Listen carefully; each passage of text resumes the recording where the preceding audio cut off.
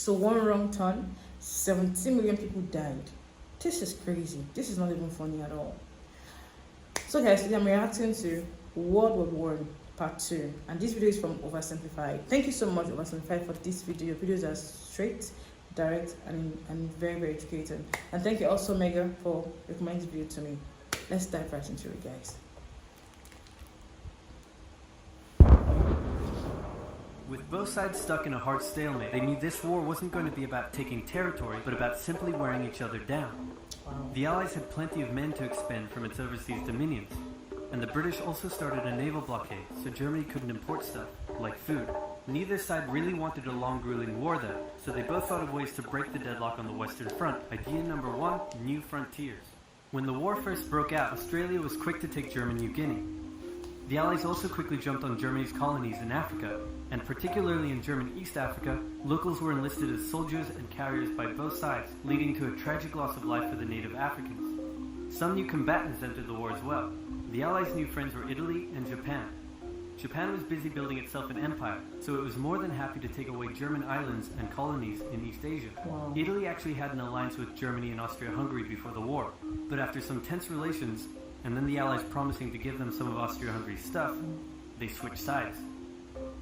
Italy opened up a front in the mountains here, but like everyone else, they were stuck in stalemate for most of the war. The Central Powers' new friend was a struggling empire in the Middle East. The Ottomans were divided on whether to actually join the war or not, since they had been exhausted by the recent Balkan Wars.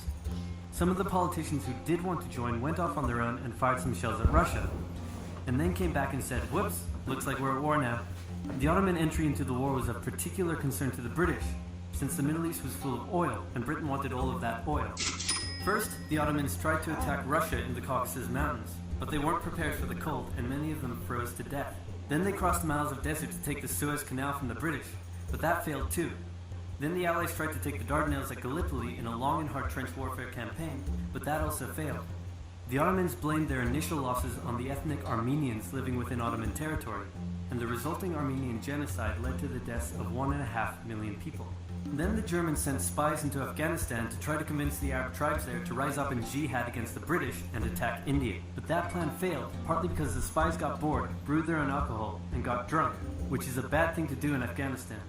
All these new frontiers hadn't done much to change the war. Aware that the Allies had more men and supplies than them, the Germans knew they had to do something to break the stalemate. Before the war, there was a big conference that set out the rules of modern warfare. No chemical weapons, no killing civilians. Basically, don't be jerks. The Germans held a meeting and decided to be jerks. Zeppelin air raids commenced over British cities. They also started attacking the Allied trenches with chlorine gas, and they used submarines to sink civilian ships.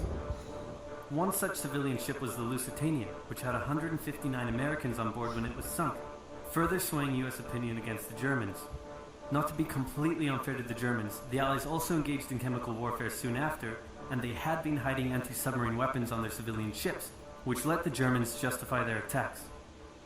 Meanwhile, Austria-Hungary still hadn't dealt with Serbia, so the Central Powers enlisted some help.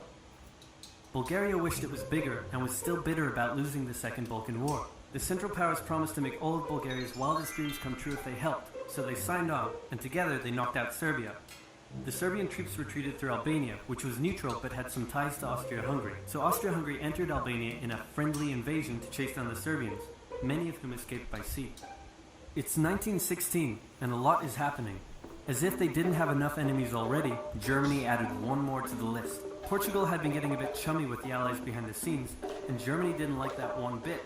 Around the same time, the only sea battle of the war happened. Both sides had a new powerful class of battleships called dreadnoughts, but they were so expensive to build that neither side wanted to risk losing them in a battle, so they kept them in port, except for one time when they had a big fight and a bunch of them got damaged, so they didn't try that again. The UK started conscripting men to the army, so they had plenty of reserves, which is just as well because the Western Front was about to get brutal. The longest and one of the bloodiest battles of the war started when the Germans launched an attack around the French city of Verdun. The French defended it desperately, leading to hundreds of thousands of casualties. Under pressure, the French called on its allies to do something to draw the Germans' attention away, so the British started their own long and brutal fight, the Battle of the Somme, with 60,000 British casualties on just the first day.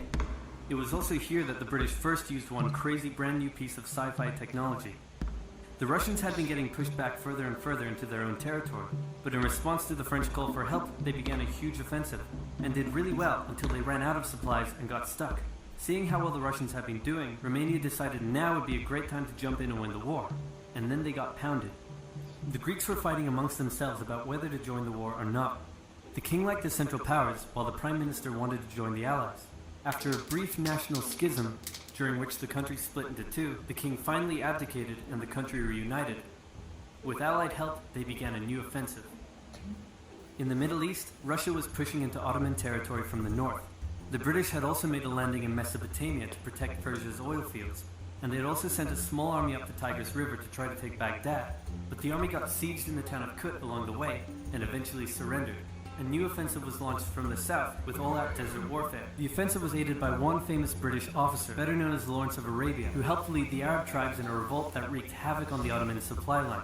By the time 1917 rolled around, everyone was exhausted. There were mutinies in the French army, the German populace was starving, and the war had drained all of Russia's supplies. There was no clear winner, and it was still anyone's war. The only question now was, who was going to break first? And the answer was Russia. Tired of not eating and mad that a crazy magic homeless guy was calling some of the shots, there was an uprising in Petrograd complete with riots and strikes. The riots turned into a full-scale revolution and a new government overthrew the Tsar. Then a few months later, the Bolsheviks overthrew the new government, and they pulled Russia out of the war.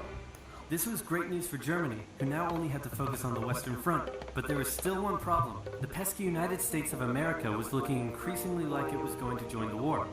America had been selling supplies to the Allies throughout the war and was getting super rich off the back of it, meaning it was in fantastic shape and was dangerous to the Germans. So Germany sent a telegram to Mexico saying, wouldn't it be crazy cool if you guys attacked America? But the British intercepted the message, showed it to the Americans, and that was the final straw. American troops began shipping out to Europe. This was terrible news for Germany, and they knew their only hope now was to force France and the UK to surrender before the fresh American troops arrived. It was now or never, so they started one final attack. They converged their troops and hit hard at the Somme and pushed the Allies back. They hit a second time further north, then again and again. With each hit, the Germans were spending more and more resources, while the Allies were getting better and better at repelling their attacks. By the fifth punch, the Allies held the line and even pushed back. With American troops now arriving in larger numbers, the Allies launched a counterattack, and that was it. The Central Powers were being pushed back on all fronts. Bulgaria collapsed first, followed by the Ottoman Empire, then Austria-Hungary, and finally on November 11, 1918, at 11 o'clock, Germany surrendered. At the peace treaty, Germany was forced to reduce its military, accept war guilt, and pay the bill for the war. After indescribable suffering and millions dead, the world learnt its lesson and never had such an awful war again. Oh my God. For about 20 years. Oh my God. Oh my God. Just a wrong turn that caused all this this war. 20 million people wounded. 17 million people died just because someone took a wrong turn. Oh my goodness. This is something else. Oh. Thank you so much for this video. I hope you enjoyed this video, this information on World War I and World War II. Thank you so much, Oversimplified. This was an amazing video. I learned a lot. And I'm surprised, I'm dazed right now because I never knew this. Anyway, thank you for watching and I'll see you again. Bye-bye.